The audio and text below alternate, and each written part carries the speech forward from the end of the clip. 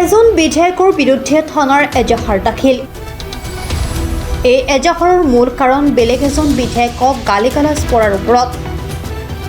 এজাহাৰ দাখিল দেৰগাঁও থানাত নাজিৰাৰ বিধায়ক ময়ূৰ বৰগোহাঁইৰ বিৰুদ্ধে। এজাহাৰ দাখিল কৰিছে ৰাইজৰ দলৰ ভাতৃ সংগঠন জাতীয় যুৱ বাহিনীৰ কেন্দ্ৰীয় সাংগঠনিক সম্পাদক শাকিল আহমেদে। এজাহাৰৰ কাৰণ ৰাইজৰ দলৰ সভাপতি অখিল গগৈক উদ্দেশ্য কৰি হিংসাত্মক আৰু উচতনিমূলক মন্তব্য কৰাৰ বাবে এই এজাহাৰ দাখিল কৰিছে বুলি শাকিল আহমেদে সাংবাদিকক জানিবলৈ দিয়ে।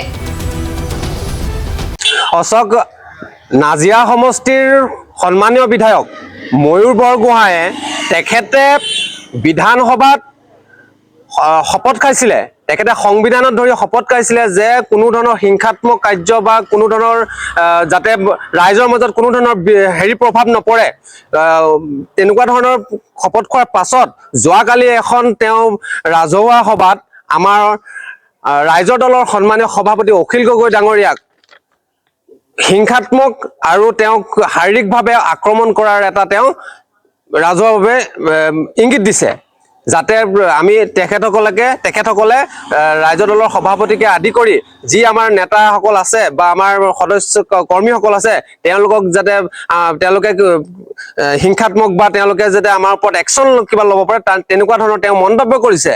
সেই এজন সন্মানীয় বিধায়ক হৈ নাজিৰা সমষ্টিৰ ময়ূৰ বৰগোহাঁয়ে তেওঁ জানিব লাগিছিল যে সংবিধানৰ নামত শপত খোৱাৰ পিছত তেওঁ এনে ৰাজহুৱা মন্তব্য কৰাটো উচিত নে কি তেওঁ জানিব লাগিছিল। আজি চাওক তেখেতে নিৰ্বাচনত তেখেতে ভাষণটোত কৈছে মই গান্ধীজীৰ অহিংসাৰ আদৰ্শক বিশ্বাস নকৰোঁ, তেওঁ নেহেৰুৰ আদৰ্শকহে বিশ্বাস কৰে।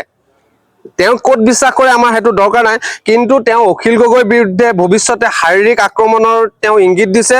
লগতে আমাৰ যিসকল নেতা আছে, যিসকল আমাৰ কৰ্মীসকল আছে সেইসকলক যাতে তেওঁলোকে আক্ৰমণ কৰিব তাৰ এটা দিছে। ইয়াৰ ফলত কিন্তু গোটেই এই ঘটনাটোক লৈ তেওঁ যি উচতনিমূলক দিছে এইটোৰ ফলত কিন্তু গোটেই অসমতে এটা বৰ বেয়া প্ৰভাৱ পৰিব আৰু এইটোৱে তেওঁলোকে বিচাৰি আছে। অবভিয়াছলি আজি যদি অখিল গগৈ ডাঙৰীয়াৰ যদি কিবা এটা হয় তাৰ বাবে কিন্তু দায়ী এই ময়ূৰ বৰগোহাঁয়ে থাকিব, সেইটো কিন্তু আমি স্পষ্টকৈ কৈ দিব বিচাৰিছোঁ। আৰু এই কথাখিনি লৈ আজি আমি ময়ূৰ বৰগোহাঁইৰ বিৰুদ্ধে দেৰগাঁও থানাত মই এজাহাৰ দাখিল কৰিছোঁ। দেৰগাঁৱৰ পৰা সত্যজিৎ হাজৰিকাৰ ৰিপৰ্ট, প্ৰাতঃ টাইম ডিজিটেল। শদিয়াৰ পৰা ধুবুৰীলৈ, বৰাকৰ পৰা ব্ৰহ্মপুত্ৰলৈ সকলোৰে মাজত চিনাকি এটা নাম প্ৰাতঃ টাইম। থলুৱা ভাষা, কৃষ্টি আৰু সত্য বাতৰিৰ আধাৰত প্ৰতিষ্ঠিত খবৰ প্ৰাতঃ টাইমৰ প্ৰতিটো বা বাতৰি পুংখানুপুংখভাৱে চাবলৈ Facebook, YouTube, website, Twitter, Instagram আৰু ব্লগাৰ পেজত লাইক আৰু ফ'ল' কৰক।